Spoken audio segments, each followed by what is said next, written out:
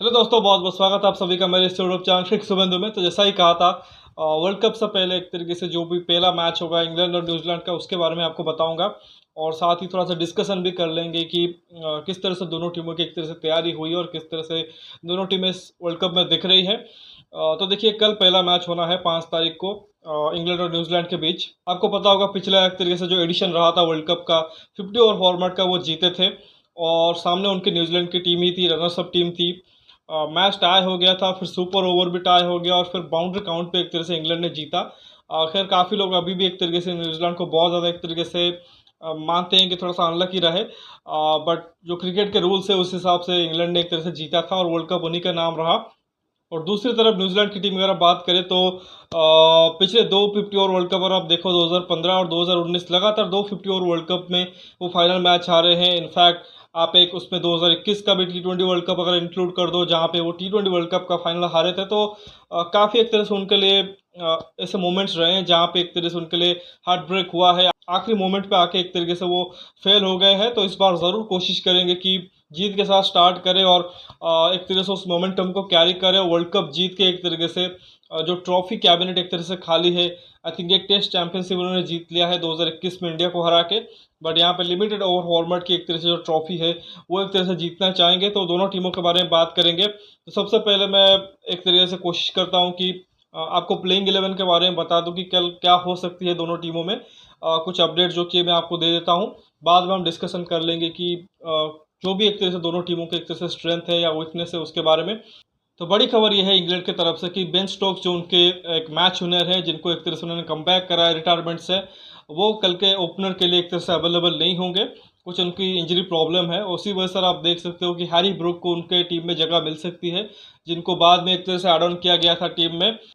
तो उनकी batting lineup कुछ इस प्रकार की दिखेगी। जो प्लेइंग 11 है उसमें देखो, जॉनी बेस्टो, फिर डेविड मालान, जो रूट होंगे 3 पे, 4 पे ब्रुक आ जाएंगे, स्लासा बेन स्टोक्स कर दीजिए, क्योंकि अभी भी एक तरह से कंफर्मेशन हुई नहीं है कि बेन स्टोक्स अवेलेबल होंगे कि नहीं। बाकी फिर 5 पे कप्तान और विकेट कीपर जॉस बटलर, फिर दो ऑलराउंडर मोइन अली और लिविंगस्टन हो जाएंगे। और फिर उनको डिसाइड करना है जो अपनी जो बॉलिंग लाइनअप है, उसमें सैम करन हो सकते हैं, क्रिस वॉक्स, फिर मार्क वुड और एक आदिल रशीद हो सकते हैं।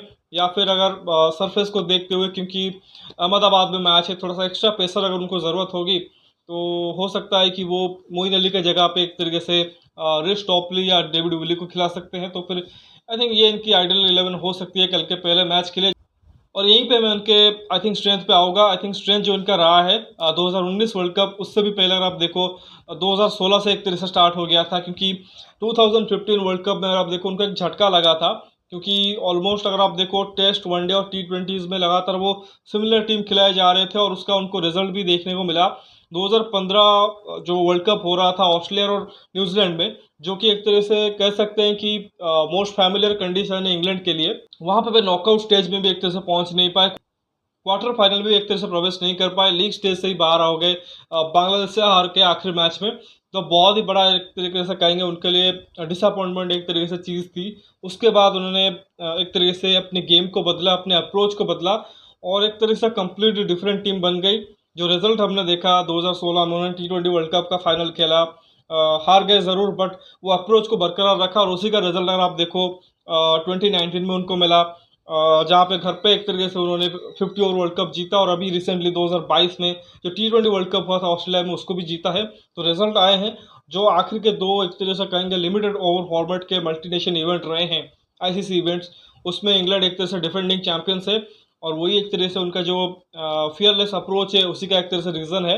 तो वही एक तरह से जो अप्रोच है उसको एक तरह से यहाँ पे भी बरकरार रखना चाहेंगे। आई थिंक उनकी जो बैटिंग लाइनअप है उसी अंदाज से ही खेलती है। बहुत कम बैटर ऐसे पाओगे कि जो थोड़ा सा एंकर वाली भूमिका में दिखते हैं। एक डेविड मलान हो गए, फिर जो रूट आपको दिख जाएंगे, बट जो रूट भी अभी ऐसा है कि वो अपने अंदाज को उन्होंने बदल लिया है, जिस अंदाज से टीम खेल रही है उसी अंदाज से खेल रहे हैं।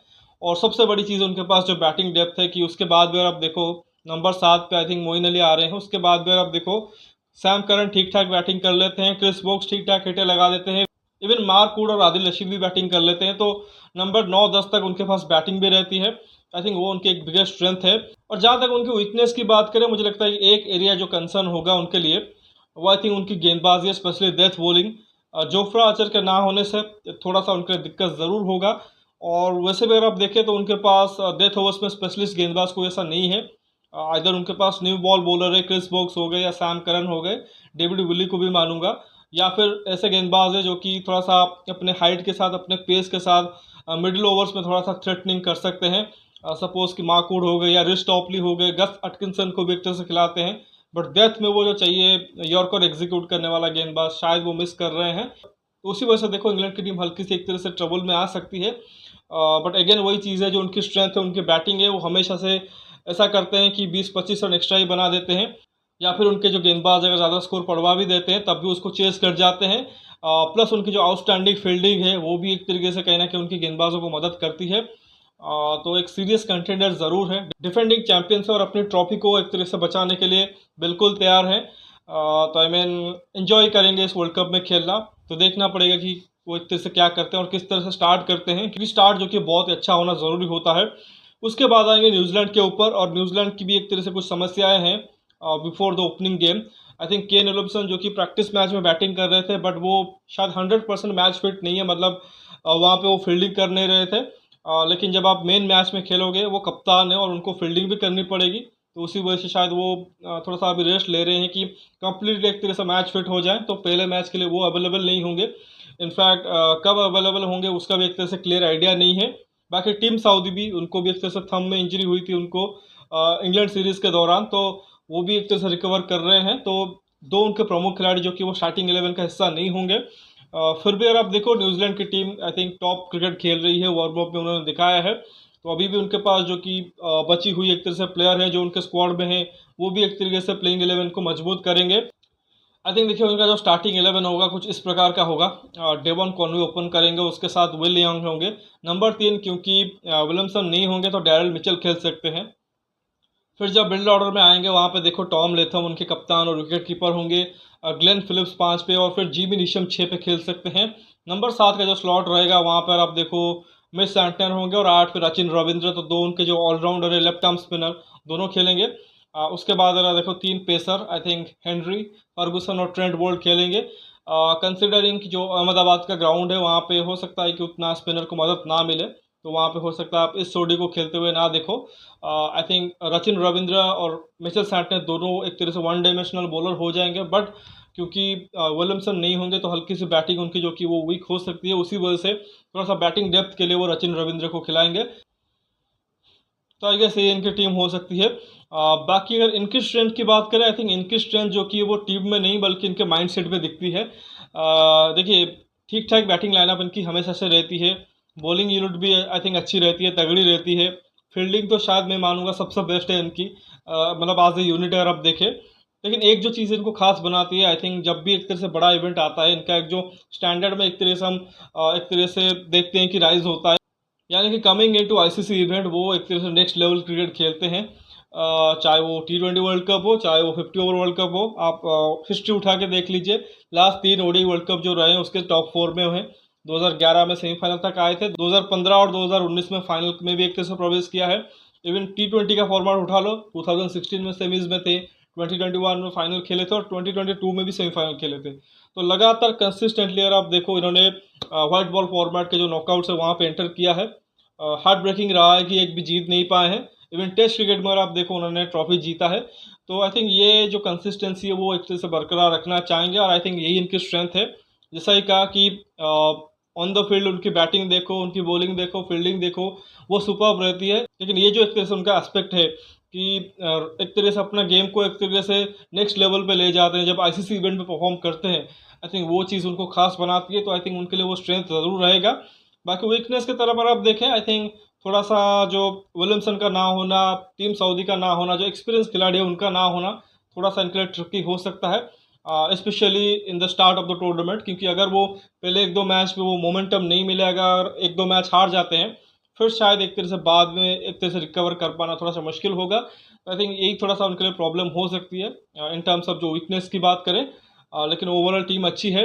हालांकि मैंने जो प्रेडिक्शन किया था उसमें मैंने टॉप 4 में इनको नहीं रखा था, और बट इनके लिए एक बोल्ड प्रेडिक्शन में दे रहा हूँ। मतलब इंग्लैंड तो ऑलरेडी एक फेवरेट्स हैं, one of the favourites, but New Zealand के लिए मेरा एक जो बोल्ड प्रेडिक्शन ये है कि न्यूजीलैंड जो कि वो आइदर चैंपियन बनेंगे या फिर टॉप 4 में नहीं जाएंगे, यही होने वाला है। मतलब ये है कि आइदर एक तरीके से वो टॉप 4 में नहीं एंटर करेंगे, जो कि मेरा पहला वाला प्रेडिक्शन है।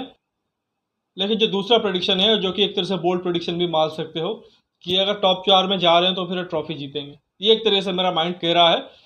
मतलब ठीक है, एज एन इंडियन मुझे तो इंडियन टीम के बारे में बोलना चाहिए, बट इंडियन टीम जो कि वन ऑफ द फेवरेट्स होंगी। बट आई थिंक जिस तरह से इनका पिछला परफॉर्मेंस रहा है, मतलब इतनी दफ़ा तो एक तरह से फेल नहीं होंगे कि लगातार 3-4 एक तरह से टूर्नामेंट एक तरीके से वो फाइनल में आके हार जाएं। तो मुझे वही लग रहा है कि इधर ये टॉप 4 में नहीं होंगे या फिर ट्रॉफी उठा के लाएंगे। तो देखते हैं कल क्या होता है। तो फिलहाल इस वीडियो में बस इतना ही। आशा करता हूँ कि आपको वीडियो ज़रूर पसंद आएगा। वीडियो को लाइक करना मत भूलिए, साथ ही चैनल को सब्सक्राइब करें और दोस्तों तक शेयर भी कर दीजिए। बाकी कमेंट सेक्शन में अपना राय रखिए, आपकी क्या टीम है कल के पहले मैच के लिए, उसके बारे में ज़रूर बताइए। साथ ही ये भी बताइए आपको क्या लगता है कि कौन सी टीम जो कि वो जीतने वाली है। मेरा ये मानना है कि कल इंग्लैंड जीतेगी, क्योंकि इंग्लैंड की साइड थोड़ा सा बेहतर दिख रही है, तो हो सकता है कि वही जीत जाए।